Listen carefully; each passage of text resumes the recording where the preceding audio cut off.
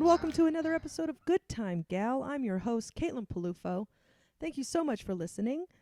Today on our podcast, we got a fantastic guest. We got the one and only Michael Rowland, everybody.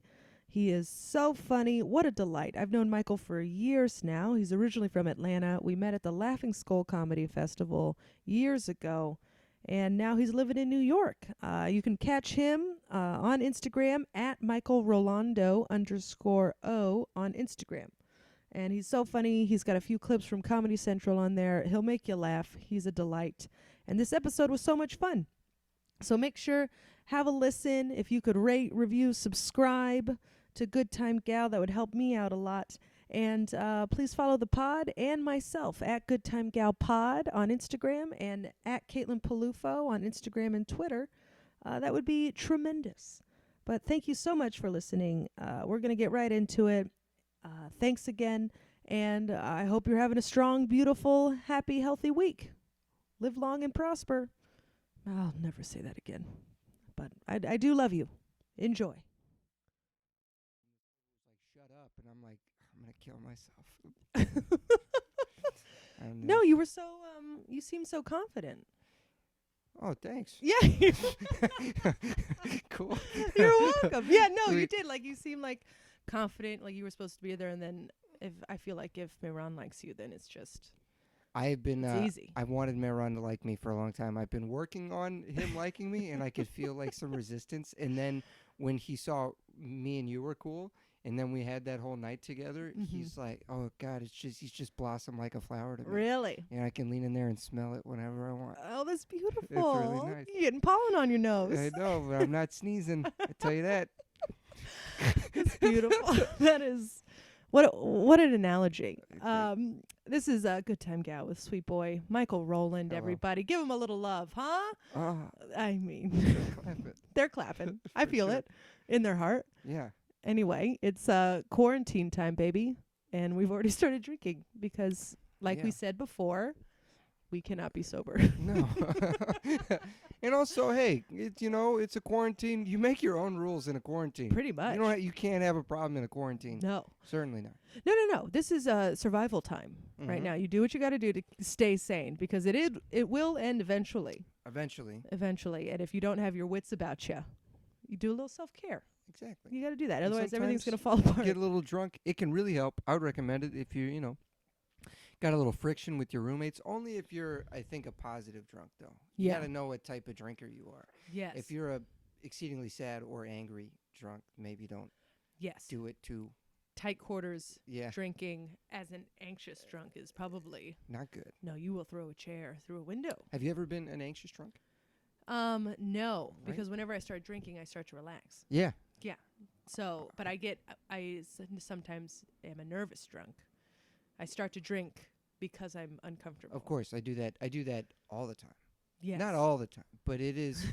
Sometimes it's so good when you're in an awkward situation. You're like, Mhm. but there's a bar, and it's just like the shining light, and you're like, we're gonna be okay. And you find somebody else that likes to drink a little bit, and yeah. Oh, for sure. I I'll sometimes get like borderline blackout drunk because of I'm just like, oh, I'm just anxious. So I just Yeah. need something in my hand, and then all of a sudden it's gone, and you're like 3 deep, and you're just like, what? You're not on my level? I feel like that was like the first year or two of stand up for me because I would get so nervous about performing. Like This at is the in Atlanta? beginning- No, I started in Los Angeles, in college because I went to college out there. Oh, I didn't know that. And I mean, I guess I did it like a little bit as a kid in Atlanta, but I don't really count that because What?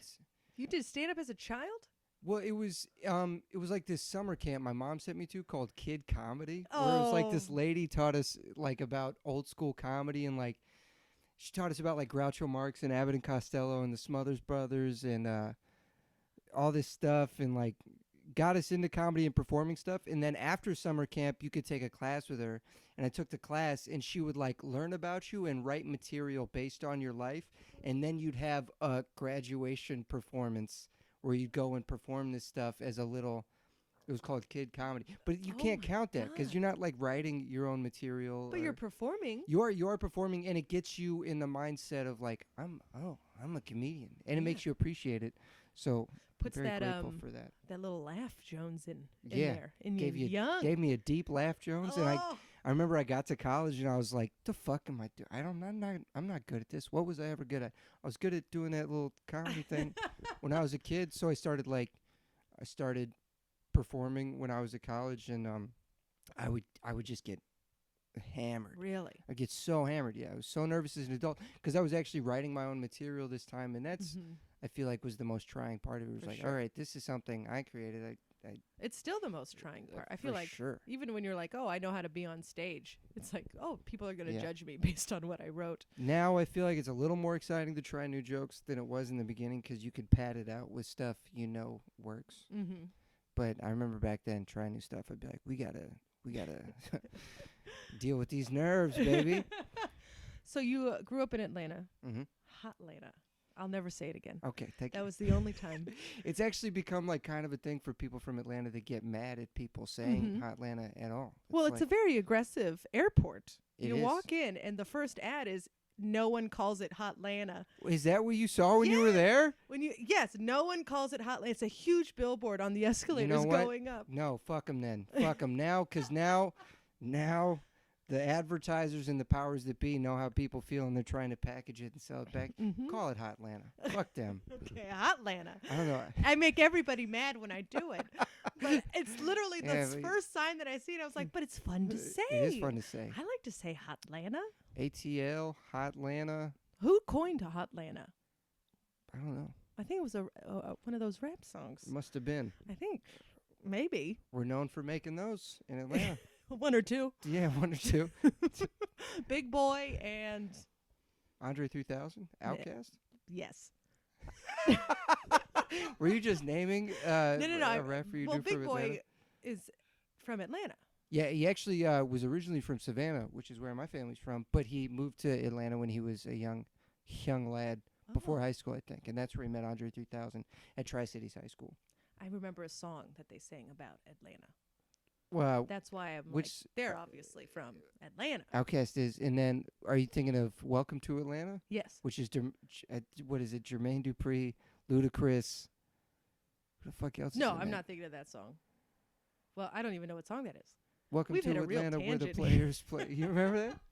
Is this good for your show? Yeah, no, I love it. No, Okay, it's good. perfect. Yeah, no, please sing more. No. No, I think you should do it. No, certainly not. Come on. Everybody knows it. No, welcome to Atlanta, where the players play, and we ride on the things like every day.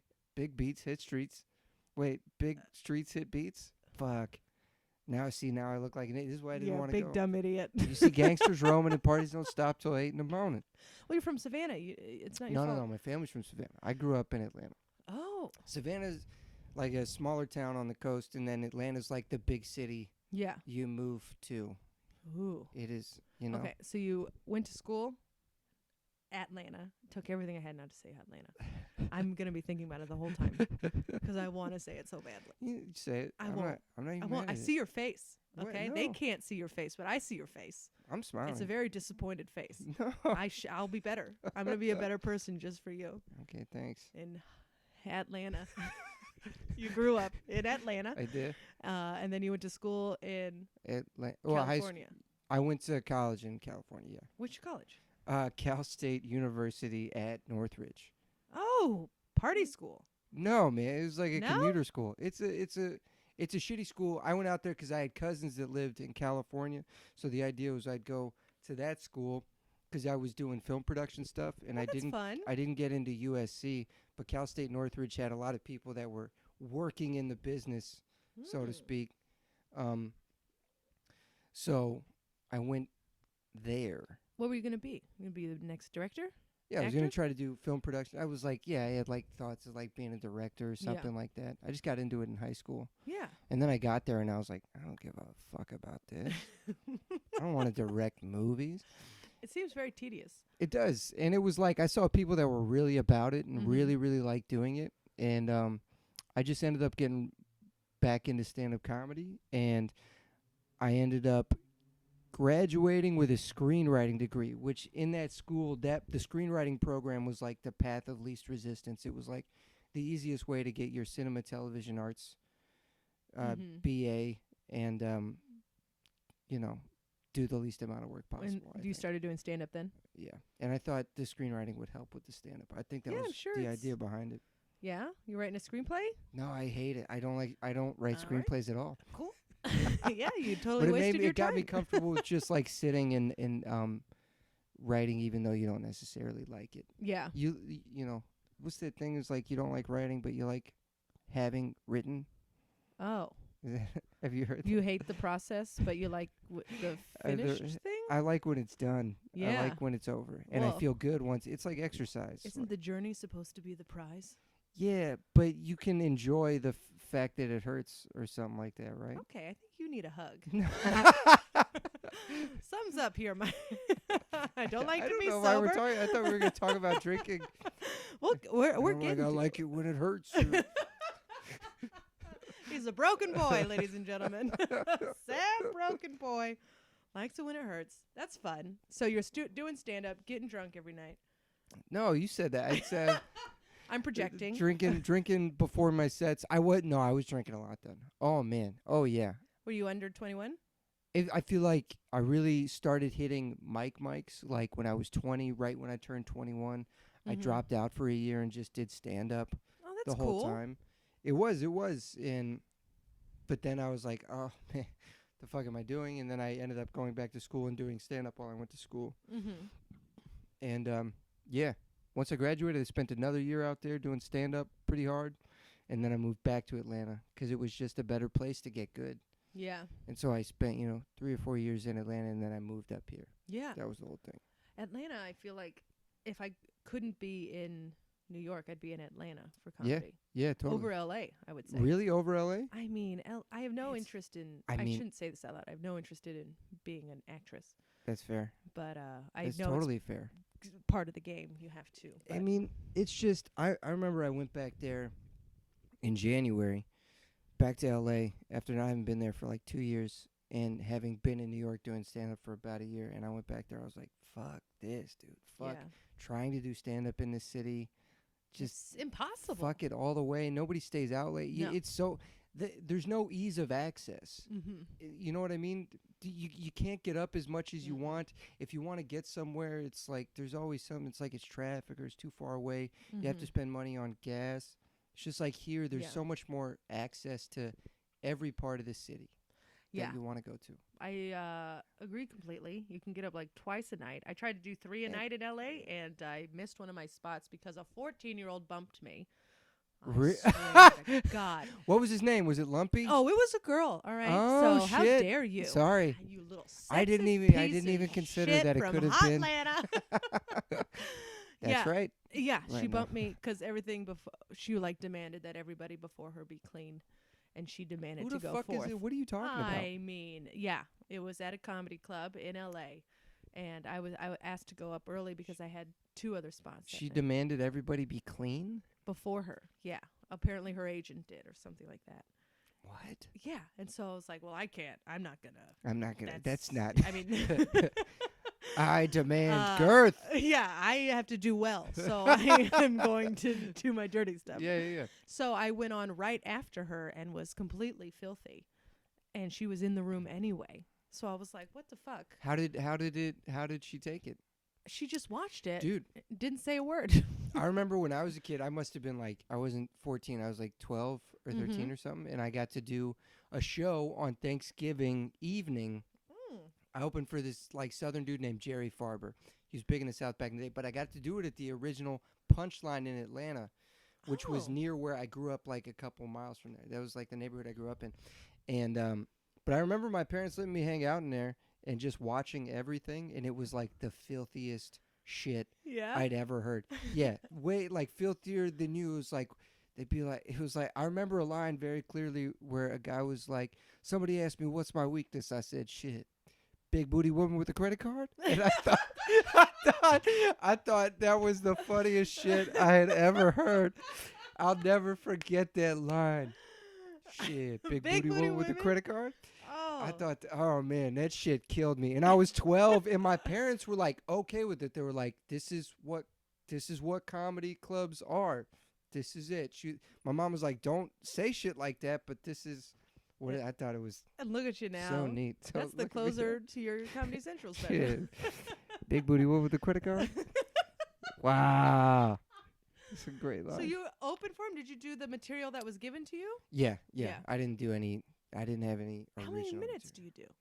I don't even remember. I feel like I probably did like 5 to 8. That's adorable. I had like a song I did Oh my goodness. about, it was like Hopelessly Devoted to You from Greece, but it was about candy. So I would sing about how I'm hopelessly addicted to candy. And look how that's translated into a problem with alcohol in my later years. Candy is the real gateway drug. That's what they don't oh for tell sure. You need that when you're a sugar kid. Yeah. and that little bit of That dopamine, sugar. just like whoosh, That's right. right to your brain, just That's like right. liquor. Oh my God! Cheers, by the way. Wow. Oh, Cheers. I mean, This is a great podcast. it's fun. It's The very best silly. I would love to hear you sing that song again. We're gonna change this podcast to Michael Rowland sings. I don't remember all the words. It was like, I remember I'd bring out bags of candy, so it'd be like the different types of You candy had I got. props. And yeah, I had like a wig I'd put on, and I'd like throw, I'd throw the candy to the people, and it was like, I remember a line. It was like, with Hershey's as my friend, and Rolos till the end I'll chew, hopelessly addicted to you. And then I'd throw like Rolos and Hershey's Kisses out. Oh, it was a hit. Yeah, I can only Oh, imagine. the parents loved it. Oh, I mean, they're like, I gotta take my kid to that K comedy camp. These kids. Dude, we got to do our graduation show, and you know who was on the graduation show was fucking Dom Herrera. Because Dom Herrera's niece was in the program when she was little. So Dom Herrera, and the graduation was at the Punchline. R.I.P. the original location. It's now in a diner in Buckhead. But I was there last fucking summer. Dom Herrera came out and closed the show and like signed a napkin for me, and it was great. That's crazy. He was so cool, and I already loved him because of his Comedy Central Presents. He's filthy. He was very above board. He talked about how he was a voice of a character on Hey Arnold. You remember Hey Arnold? Yes. He was the voice of, I think, Ernie. Yeah. And he just like, he did that for the kids. He was just like, you want to hear my my Ernie impression? And we were like, yeah, fuck yeah.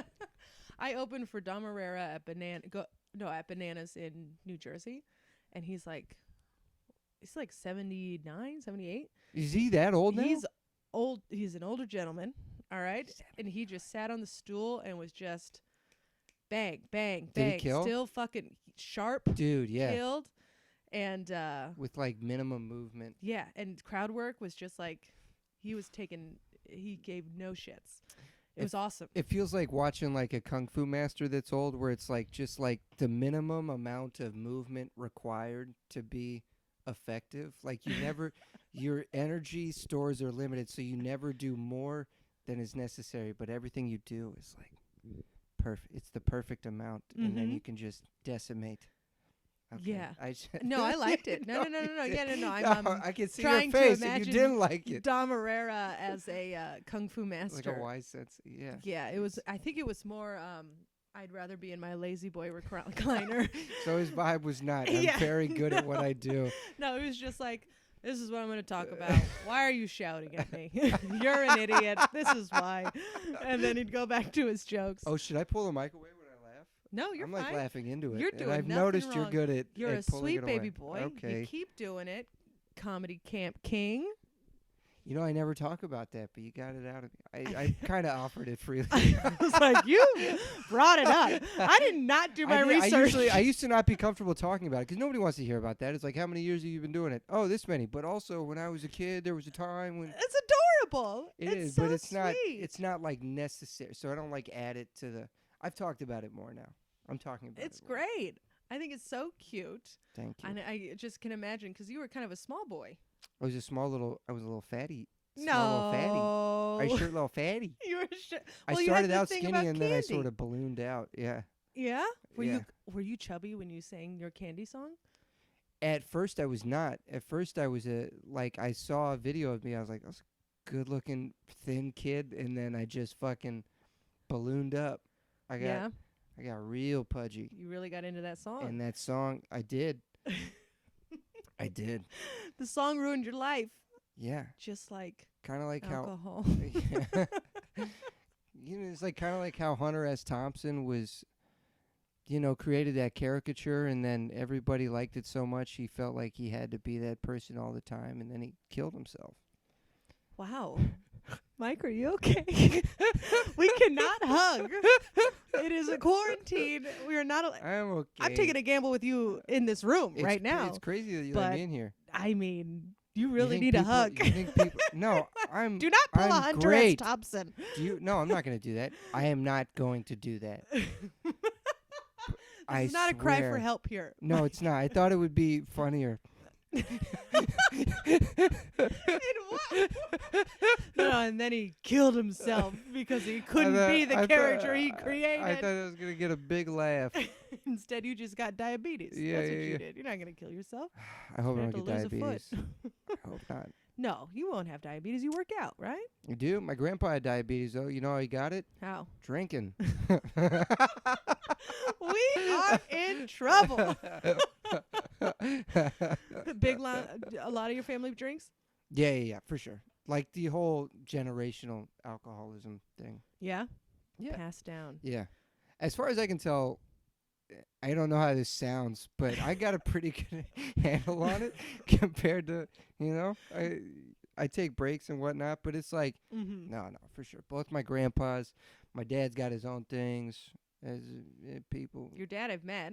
Lovely Yeah, you gentleman. did. My dad loves you too. I love your dad. My dad, so people know, met Caitlin at a show in Atlanta at Smith's Old Bar, and you had a great set, and then it was still like a weird crowd. I remember that. And then there was another comedian who I believe was Mexican who was talking about Trump, and my dad walks up, he goes, too political. And then looks at you and goes, but she was great. And I was like, all right, big guy. He was on his fourth drink. His doctor said not to drink. It's just fucking. I do very well with dads from the South. Yeah. I have found. Yeah. Yeah. Dads like me. Yeah. I don't know what it is. You're a good woman. I'm a good woman. I'm a sturdy lass. If you don't bring up Trump, I feel like you earn points. Yeah. With my dad. But he's stupid. So the only time I've never brought up politics, and only one time a guy was like, "Why didn't you talk about Trump?" And I was like, "No one wants to hear me talk about Trump. No one wants that." Yeah. Everybody got their lane. Some people are. Yeah. Some people talk about this shit. I can't. It's exhausting. I'm not great at it. No. I've had a few stints where I did it and it was okay, but yeah. no, I never. I'm not. And I'm not saying anything new or helpful. I don't think.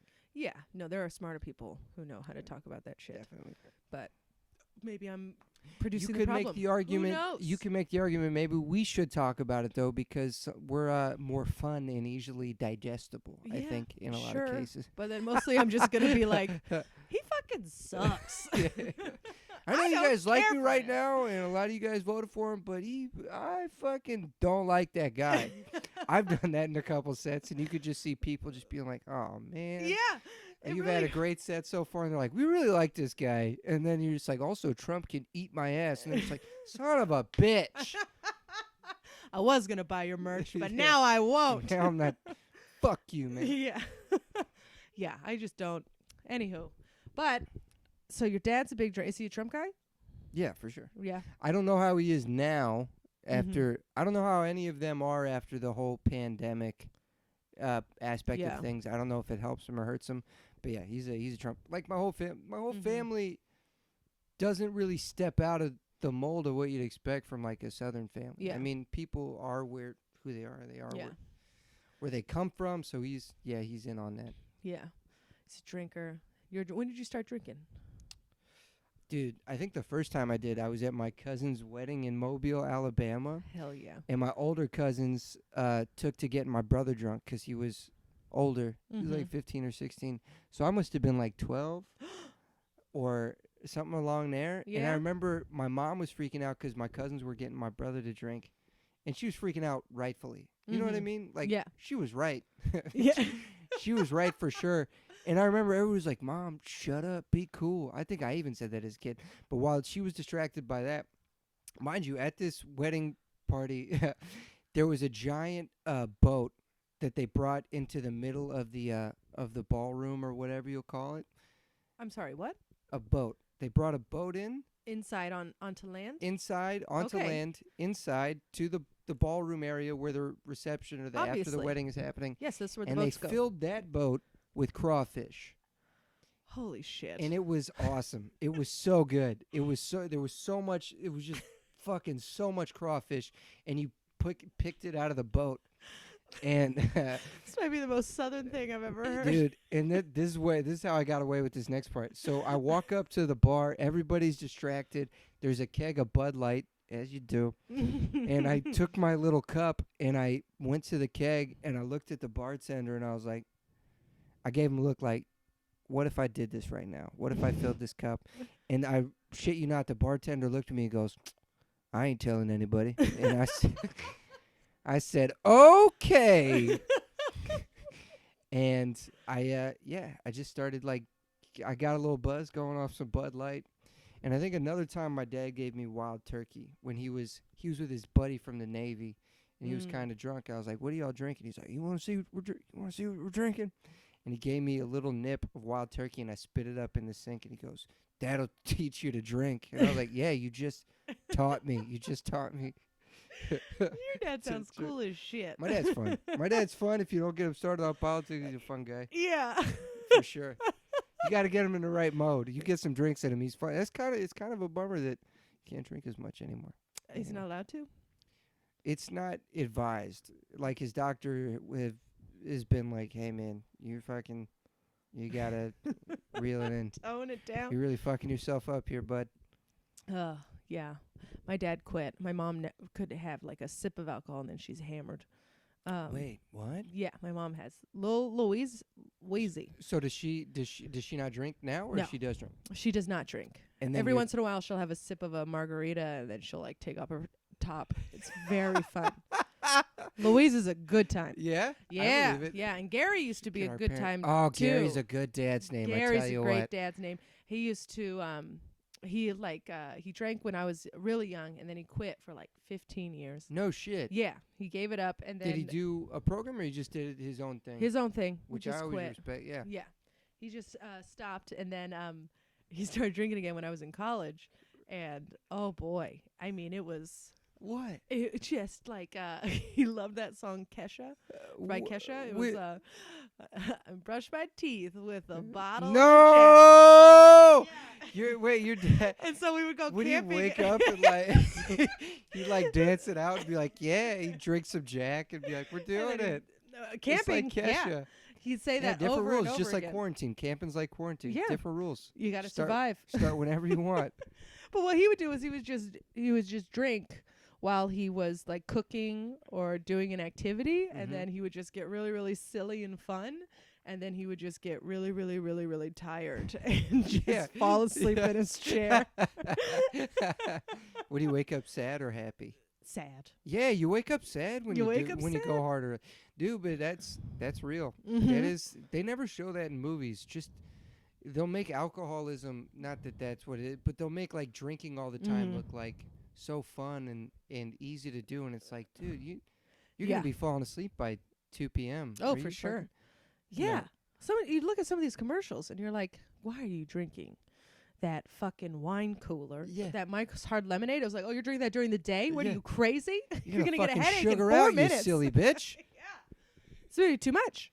Okay, so your dad didn't drink the whole time you were growing up, Yeah. pretty much. And then was it exciting? Was it exciting, like, to come back from college and be like, we're doing it? Yeah, we would have a good time. Were you worried about him at all? No, I wasn't. My mom was. Okay. Yeah, and then eventually he gave it up permanently now. Yeah, he yeah, no yeah. longer drinks anymore. And they're still together after, I think it's almost 40 years. Wow. My Yeah. parents are getting up there, too. Yeah. Yeah, fuck yeah. Yeah, but I think one of the stipulations was, Gary, you got to stop drinking. Gotta cut it. Yeah, and he was like, okay, I love my wife. That's good, man. That's great that your mom checked him like that. Yeah. They have a very solid situation right now. They're very much a unit. That's great. The I don't one know. doesn't leave without They the are. other, and they're very together. I don't know if my parents are I mean, they are together. They're physically Physically together. they're in the yeah. same space. Does your mom drink? No, I think they're good. Yeah, my mom drinks, but I've never seen. I mean, me and my brother have like gone out and like made a point to get my mom drunk, Mm-hmm. and I realize now it wasn't like a huge night and day difference. She was like more fun. My mom gets loose. She has a good time. We actually went out drinking right before the whole Corona thing hit. I think the Friday before we were supposed to go on lockdown. I got to see her. She was in town, Aw. and we had a great time. She gets loose, but my mom has never been. I've never seen my mom.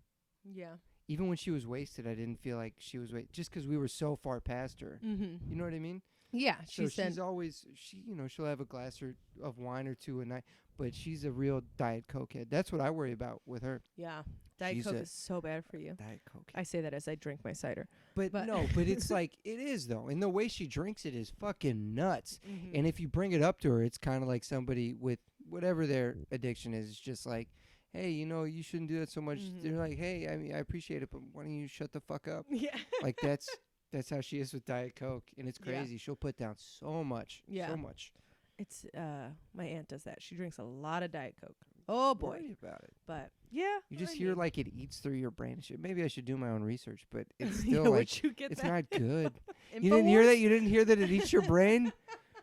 Damn frogs! Wait, what does he say about frogs? What's happening here? The Infowars hey, take guy. off your tinfoil hat. Put it on the side. So you go to California. All right. This is all over the place. It is, but but we're we're having going a back good to time. California. Yeah, we're going back to California because why the hell not? All Yep. right. It's my fucking podcast. Podcast. Thank Bye-bye. you. That's your pot ass. It's my podcast. We should- And we I want should my drink podcast to do more. very good. Okay, yeah. I know, here we go. This is all me and Jordan do in the apartment all day is talk to each other like that. I did fun. Oh, yeah, you want to watch my butthole? I'm sorry. I don't, never, I'm so no, sorry. don't look at me like that. No. Wait, you were saying something. What is... We just do weird. No, we're doing a U-turn here. We just do weird voices to each other and say weird. Oh yeah. Oh, did you want a little waddies? For the world, Jordan is his podcast. Jordan Jensen, very funny comedian. Yeah, great Um, comedian. And they do baby noises to each other She's my about roommate. their buttholes. I do show her my butthole. What? I think it's That's funny. not a normal roommate thing I to know do. that, but I think it's so funny. You show it to her? Yeah. Like you spread them? I spread my ass cheeks and I made her look at it, and then I farted, and I made her. I didn't make her, but You made her do what? just look at it. Just look at it when I just made her. I just requested that she look at my asshole while I fart and tell me what it looks like. Where? In the living room? Yeah, Yeah. And yeah. you were just like, hey, look at this. Check this out. And you were already bent over? Yeah. Well, I think I think I was bent over. I was in the fetal position on the couch, and I shimmied my pants down, and I spread my ass apart, and I said, "Hey, check this out." Was she? How close was she? Oh, it's about as close as you are now. Oh my God, that's So, too close. 6 feet. Measure it. And it's just it's just what we do. Wow. What were you gonna ask me though? I forgot. This is incredible. I didn't know that. I have not seen my boyfriend's You haven't seen his butthole. butthole? No. You know what? You don't need to. I once read this thing. So. I once read this thing that French women never let their husbands see them completely naked because it ruins the mystery. Like you never let them see you walk out of the shower because they don't need to see it. Sure, they're your husband, but you need a little mystery. So What? you only. That's the stupidest thing I don't I've know ever where heard. I read this, but it stuck with me. I bet they don't fart in front of their husbands either. I bet you they fart in their mouths. No. Yeah, Because when you're having sex, you're completely naked. you are, but it's like it's in the context of sex. I think they Oh, you don't let you mean- see outside of that context. They're not like, oh, here's me pooping. Well, I can't even with you right Am I making sense? Yes, but barely. Okay. I don't know where I read that, but I was like, that's interesting, and it stuck with me. Really? Yeah. Yeah. Well, go get them, Frenchies. That sounds exhausting to me. It does. And I it's mean, not the American way. No, We're in no, no, America. no. We show them all the goods. All the If you goods. give them a quarter. Bro, I was naked. She You saw know. the inside of your butt. Yeah. Wow. Yeah. That is horrific. Well, I'm sure you have a wonderful butt. Not to. She did say it looked very clean, Oh my God. which I appreciate. How many buttholes has she seen that she could compare it? I mean, clearly I was comfortable enough to show her, so I couldn't have been the first. That's true. Many men are probably like, "Hey, you know what? I'm gonna show Jordan my You know butthole." who's cool? Jordan. Yeah. She's gonna let me know if my hemorrhoid's okay. Yeah. She will. What a nice I lady. don't know if she'd appreciate me saying all this. Well, you've already said it, and I'm keeping it in forever. But Keep she it will in. be she will be a guest. So we'll Yeah, talk she about can this. set the record straight. Yeah, we're gonna talk about your butthole. She's to her. also my best friend at this point, so That's very nice. yeah. That's beautiful. What It's a okay. beautiful, close-knit relationship. It is very close. It's very close. Sorry before I came here. Oh, beautiful. Now, do you drink with Jordan? Does she drink? No, not really. She's been not drinking. The quarantine is a little different though. We will imbibe together. We have like twice or so. Mm-hmm. But that's sort of the extent of it. She Yeah. doesn't really drink. Yeah. But she used to. Have you been drunk? Have you done anything else embarrassing around her? Dude, yeah. When I'm drinking, like, I get hammered before I go home, and then the only people that ever see it are them. Yeah. And she'll tell you plenty of stuff, I'm sure. I don't remember all of it. But it's just like, I think, like, a few weeks ago, I went home and I was just hammered and I was just eating stuff and just, like, I was all over Jordan. I was just, like, eating and then, like, giving her, like, my chicken bones and just, I don't even remember this.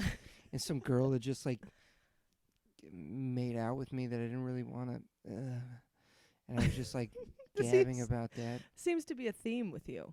What? You hook up with the ladies when you're a little drunk. What? When did I say that before? Oh, well, this is just my personal knowledge. Yeah. It is. That is a thing. You're a little ladies' man, yeah? No, I'm not. I'm not. I just become very vulnerable when I'm drunk, and then women that are unsavory will find, Mm-hmm. They'll sink their teeth in it. yeah. Yeah. Try and breastfeed you. Yeah. I'm a drunk little lamb. Here's my goat's milk. Oh, that's.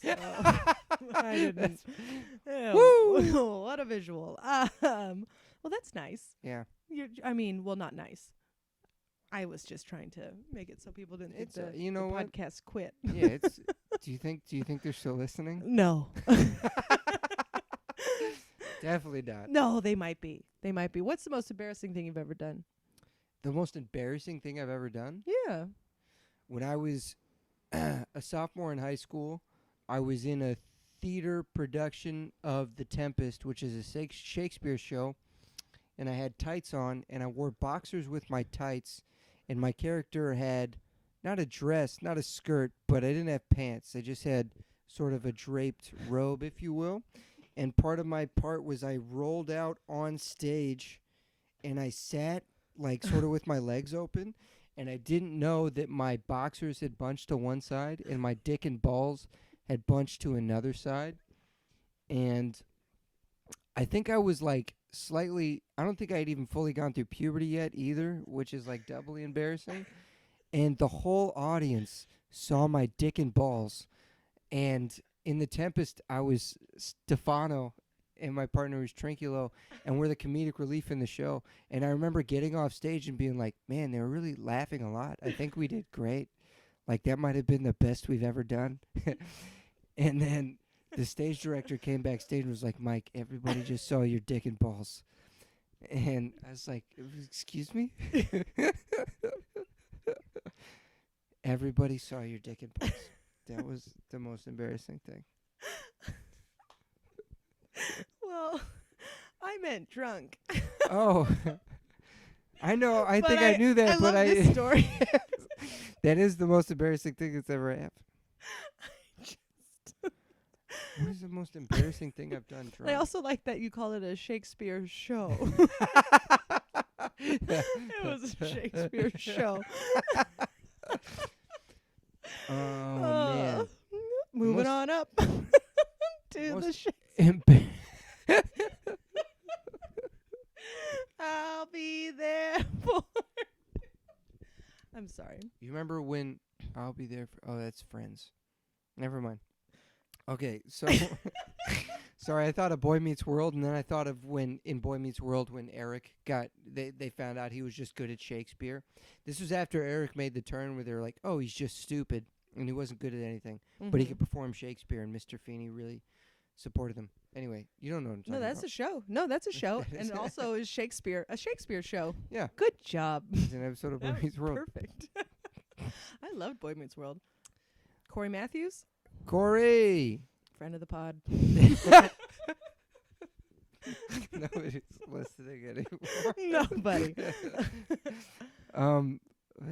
What the fuck? Okay, most embarrassing drunk thing I've ever done? Yeah.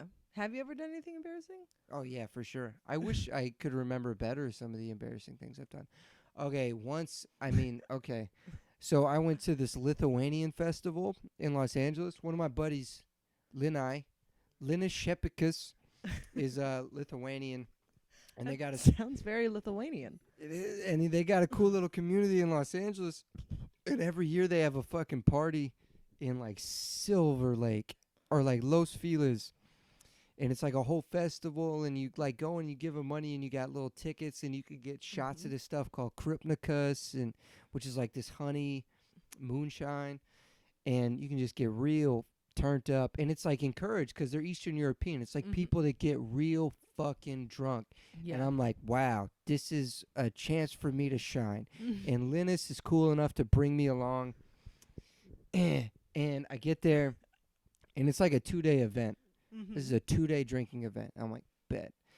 First night, I'm so drunk, I like lie down in the middle of the street in front of like Linus and his oldest friends, and they're like, hey there, buddy, let's get out of the street. Let's go inside. And then the next day, they're like, all right, let's do it again. I'm already drinking too much. I'm like way too into this. They've been doing stuff like this since they were kids. It's their cultural thing. And I'm doing too much. And by like midday, I'm like teaching this little kid to box, and and I don't know this fucking kid. And his mom comes up and is like, what are you doing? I was like, I was just teaching a young man to fight. And she's like, stop it. She's like, stop this. And then like all the guys who like thought I was cool the day before are just looking at me like I'm a fucking like I'm a sad little fucking man. And then I proceed to get more drunk, and I end up falling asleep behind a gas station. And then I try to go back to the Lithuanian Festival, and they kicked me out. What? They kicked me out, and Linus had to like come in and mediate. But the guy who was running it was like, you can't be here anymore. You know how hard you have to work to get kicked out of the Lithuanian Festival? You got to work really hard. And my friends Ian and Brian had just showed up, and it was embarrassing. And then I had to like take the train home, and I ended up in downtown LA, like at a bar. And then I ended up in the valley on a bus, like miles from my house. And the bus driver like stopped the bus, and he was like, hey man, where are you going? Because I was the only person on the bus at that point. And I had been on the bus for a long time. And he was like, I was asleep, and he woke me up. He was like, where are you going? I was like, I'm going home. And he's like, where's home? And I was like, he's probably not around here. And he said, okay, I'm going to drop you off. And he didn't drop me off at a bus stop. He dropped me off at the gas station. So that you fell asleep behind? No, just a gas station because I needed to call a cab. And it was the only place. I didn't have a phone. My phone was dead. And so I went to the gas station, and I called a taxi, which was the last of my money. And I called a taxi, and they took me home. And then I didn't drink for 6 months after that. And I quit smoking cigarettes. I didn't drink for 6 months. I got really into jujitsu.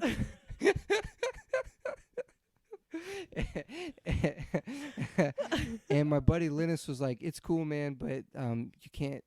I remember him acting like it was cool because he'd been around like people being real drunk before, but I could tell he was like disappointed with how I Really? handled it. Yeah, he was really cool about it, but he was a little disappointed. Are you guys still friends? I haven't talked to Linus in a couple years, but not because of that. It's just like I need to call him. You grow apart. You be away from somebody for a while. What did the guy say about you? Why you couldn't come in? He said I was too drunk. And then, but Linus, like, this whole festival is run by people that he's grown up around his whole life because the Lithuanian community in Los Angeles is so tight-knit. And he was just explaining that guy was, like, it's the type of kid that was, like, the hall monitor, like, happily the hall monitor when he was younger. He was just very excited to, like, enforce the rules. Yeah. Kind of a lame. That was how he put it to me. So I shouldn't be too beat up about it. But it was definitely like, man, this is a festival about drinking, and I managed to fuck this up. It was embarrassing. Well, it looks like Lithuanians. Who cares?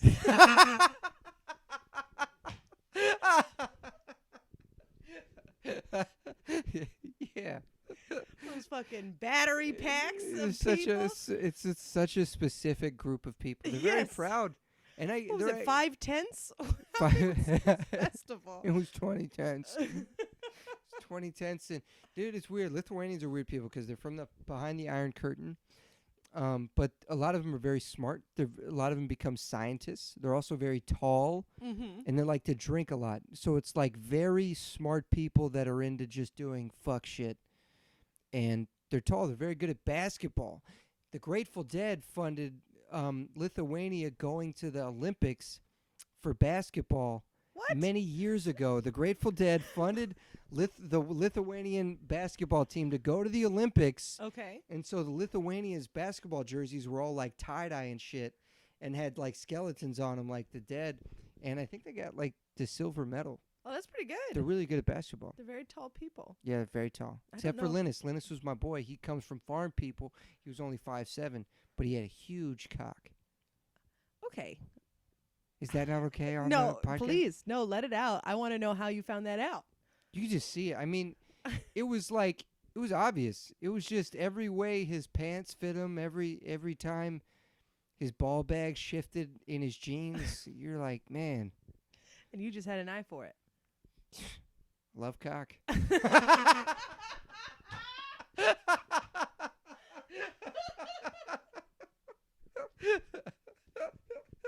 think that's a beautiful way to end. Okay.